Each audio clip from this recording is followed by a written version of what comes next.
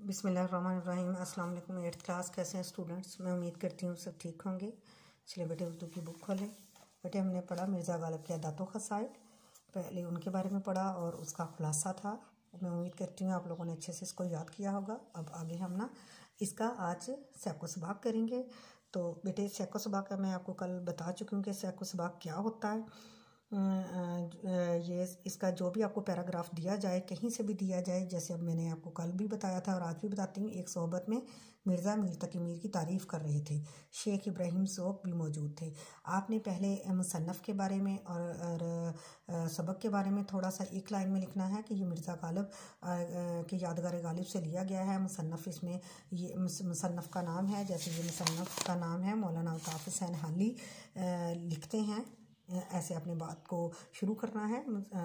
सबक में मुसन्नफ़ लिखते हैं या अल्ताफ़ हुसैन हाली लिखते हैं कि उन्होंने उर्दू अदब के मुख्तलिफ़ शोरा के बारे में की ज़िंदगी के बारे में इस सबक में लिखा है, ज़िक्र किया है। मीर तकी मीर की शायराना अज़मत को हर दौर में तस्लीम किया गया है, लेकिन जो है गालिब उनकी ज़िंदगी जो थी, उनकी ज़िंदगी के बारे में आपने कहना कि वो उनको भी शायर तस्लीम करते थे, लेकिन वो ख़ुद कितने अजीम शायर थे।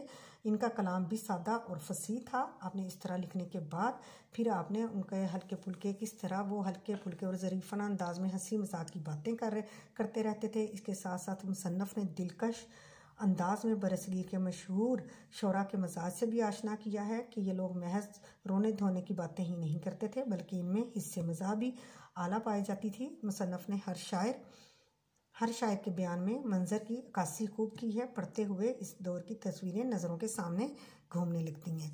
यानी इस तरह आपने अपने ही लफ्ज़ों में सैको सबाक को जो आपने इसके अंदर महसूस किया कि शायर मुसन्नफ़ के लिखने का मकसद क्या था, उसने किस तरीके से शायरों के हिस्से मज़ाक को सामने किस तरह वो उनके हिस्से मज़ाक को सामने लाए हैं।